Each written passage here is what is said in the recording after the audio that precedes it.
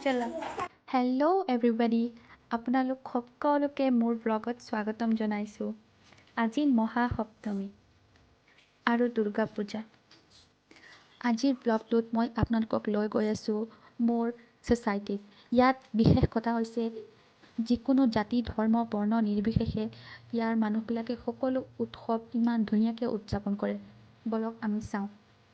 আজি সপ্তমী হোৱা হেতুকে চহৰখনত বহুত ঠাইতে ন' এণ্ট্ৰি বৰ্ড লগাই দিছে। তাই আমি ৰিক্সা লৈ পণ্ডালবোৰ চাবলৈ ওলাইছোঁ। যদিও অলপ কষ্ট হৈছে, কিন্তু পূজাৰ আনন্দ সেইবোৰত কম হোৱা নাই। পণ্ডালবোৰ সঁচাকৈয়ে মনোমোহা। লাইটিং, কলা সৃষ্টি আৰু লোকসকলৰ ভিৰে চহৰখন উজ্জ্বল কৰি তুলিছে। অসমীয়াৰ নিজস্ব স্বাদ, গীত সংগীত আৰু মিলনৰ আনন্দই পূজাত একেবাৰে মনোমোহা কৰি তুলিছে।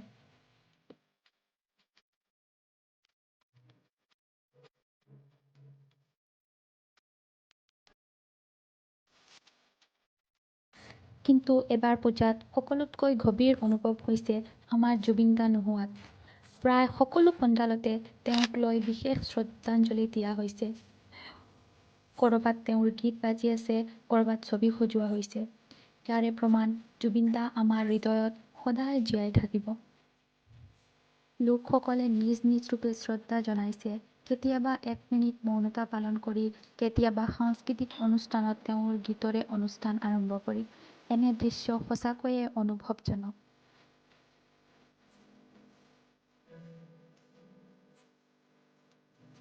যেতিয়া পণ্ডালত প্ৰৱেশ কৰোঁ, লাইটিং, সাজ সজোৱা আৰু লোকসকলৰ আনন্দ দেখিলে মনটো আনন্দেৰে ভৰি পৰে। এনে লগত আমাৰ অসমীয়াৰ নিজৰ স্বাদ, জুবিনদাৰ গান আৰু পূজাৰ ৰঙীন পৰিৱেশে এবাৰকৈও বিশেষ কৰি তুলিছে।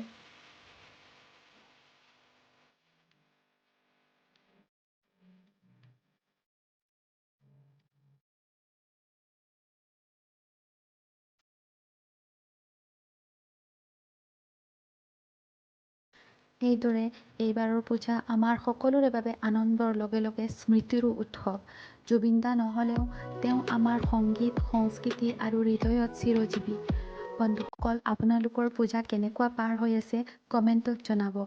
ভিডিঅ'টো ভাল লাগিলে লাইক, শ্বেয়াৰ আৰু ছাবস্ক্ৰাইব কৰিব নাপাহৰিব। ধন্যবাদ।